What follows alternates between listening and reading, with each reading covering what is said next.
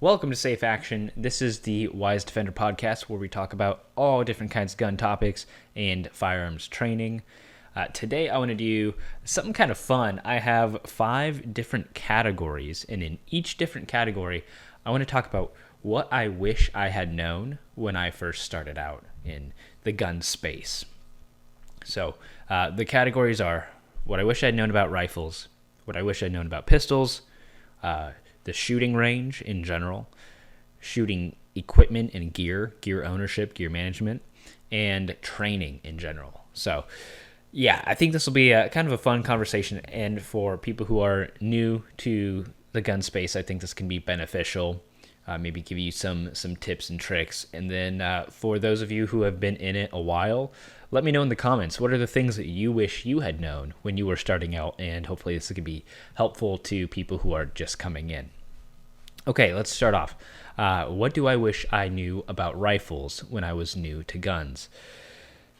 Man, specifically for ARs, I wish I knew more about AR pistols. And I know that there's been some weirdness about pistol braces and changing regulations with ATF and all that jazz. There's a roller coaster history with all that. But in general, what I find compelling is that you can own a pistol and convert it to a rifle. But if you take a rifle and you want to shorten it down to a pistol, well, now you just made an SBR.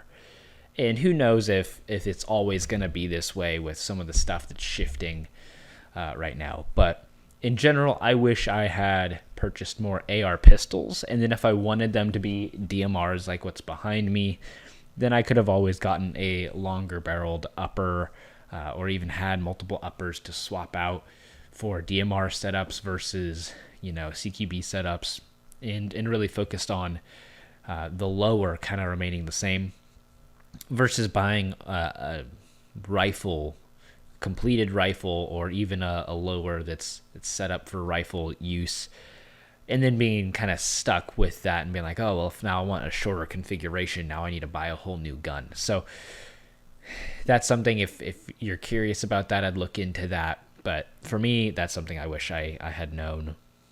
When it comes to rifles in general, I wish I had spent more time developing good form with pinning the rifle stock into my shoulder.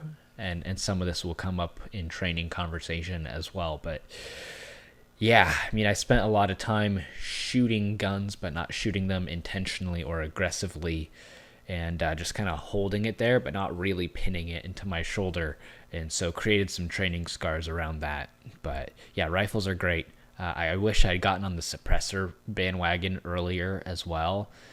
And maybe that should be more of a gear thing in the gear category. But I'm looking at the can. I'm like, I could have had so much more time with suppressors if I had just not been intimidated by the waiting period and just went for it. And now the waiting period's not bad. But okay, pistols. What do I wish I had known about pistols? I think the number one thing when I was starting out that if I had known this, it would have changed some of my purchasing decisions, is number one, just because the military uses it doesn't mean that it's great. It might be good, but it doesn't mean it's the best option for you. And some of my early purchases were guns that I thought were cool because they were iconic or they were something that you saw in military use. The Glock is not one of them, but the Beretta 92 over here. Actually, that's not a Beretta 92. This is an actual M9. Pull this bad boy up. Yeah, from Italy. Very cool. But yeah, this was the first 9mm that I ever had, and absolutely loved this gun. I still love this gun, but it's not. It has. Let's just say that it's not perfect, and leave it at that. That's a longer conversation for another time. But yeah, I got it because I thought it was cool. But I wasn't really focusing on features and what features were going to best serve me for the stuff that I wanted to do. Although at the time I was mainly into collecting firearms, I was a lot less into self-defense than I am today. So I guess there's that. Maybe I can cut myself a little bit of slack. But associated with that is I used to give a lot more weight to comfort. Like if a gun was comfortable in your hands, and I don't really care about that anymore. I mean, it's not completely unimportant, but I much rather focus on features of the gun, ammo capacity and quality of trigger and modularity. Can I add stuff to it? Can I put a red dot on it? All that kind of stuff is a lot more important to me. And then whatever it feels like to hold the gun, like, okay, I'll get used to it. And I feel that way about Glocks. Glocks are not the most comfortable gun, but they're very shootable once you get time on them. And yeah, I mean, I think there are other guns that have similar capabilities to Glocks, like the M&P, that are more ergonomic. But ergos is kind of one of the, it's lower on my list. The grip is important. Like the gun needs to allow you to get a good quality grip on it. But as far as is it comfortable in your hands, that's lower on the list. And that's something that I probably would deprioritize if I could go back in time. Okay, what do I wish I had known about shooting ranges? I wish there are certain ranges that I had gotten on their wait list much sooner. There are some ranges that are, you can only get in if you're a member, and they have 3-year waits. And I wish I had just, bit the bullet and did it sooner. Other things, I don't know. I never really personally had issues with staying safe on gun ranges. So I'm not like, I wish I'd spent more time focusing on gun safety. I was, historically speaking, pretty good with that kind of stuff. I think I just wish that I had gone to ranges more, or tried different firearms experiences, because there's a lot of cool stuff to do out there. I avoided shotgun for a long time. That's a lot of fun. I think I'd get back out there if I could go back in a time machine, and what would I do differently? I think I'd try some of those more unique experiences. But in general, I don't know. I mean, just pay attention to range rules, and you'll be fine. Thankfully, I don't have a lot of regrets when it comes to shooting ranges. I guess if there is anything I could think of, it would be know what you can bring yourself from home to a shooting range, because some of those ranges, man, you pay a couple bucks for a target, and then if you don't bring enough ammo, you're buying their ammo, or some ranges you have to buy their ammo.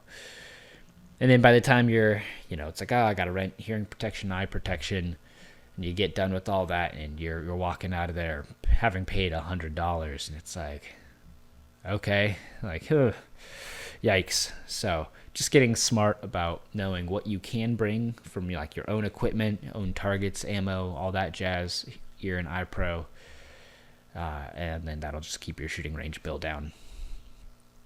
What do I wish I had known about gear in general? So hearing protection, ear and eye protection, gun bags, just everything gear. I wish I knew back then what you can do, and this relates to training, but how much you can accomplish in training with minimal setup. Because I thought, oh man, I need this target system and this and that and a wide variety, and I need a bunch of steel targets and a bunch of different types of steel targets. I need poppers, and I need silhouettes and this and that. And these days, I spend most of my time shooting on cardboard, not just random cardboard, but like competition style silhouette targets. And I shoot a little bit of steel, but I don't shoot that much steel anymore. Most of the stuff that I want to work on is actually, it's ideal to shoot on paper or on cardboard. So that's something that I kind of wish I had considered sooner. I mean, whatever. It doesn't really matter at this point. Like, I own the stuff. It's fun. But I just have a lot of steel target systems that I don't even use because, some of them that are kind of the more novelty recreational type targets. They have a lot of swinging plates and different things and stuff that spins. And all that stuff is fun. It's good for plinking, but some of those systems are kind of large and bulky and a pain to set up. And I don't know.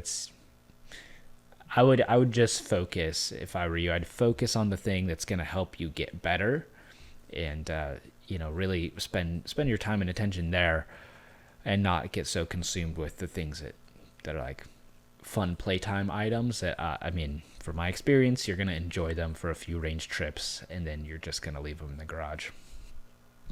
Okay, this is a big one. What do I wish I had known about training?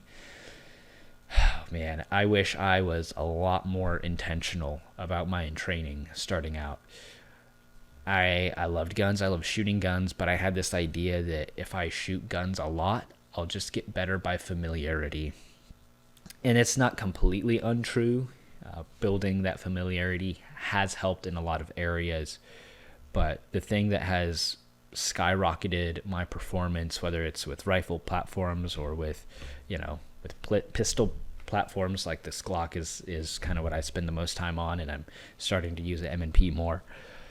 But the thing that has helped the most is intentional training and measured training. So keeping track of holster draw times, keeping track of splits, keeping track of, doing a specific drill and doing it multiple times and timing that.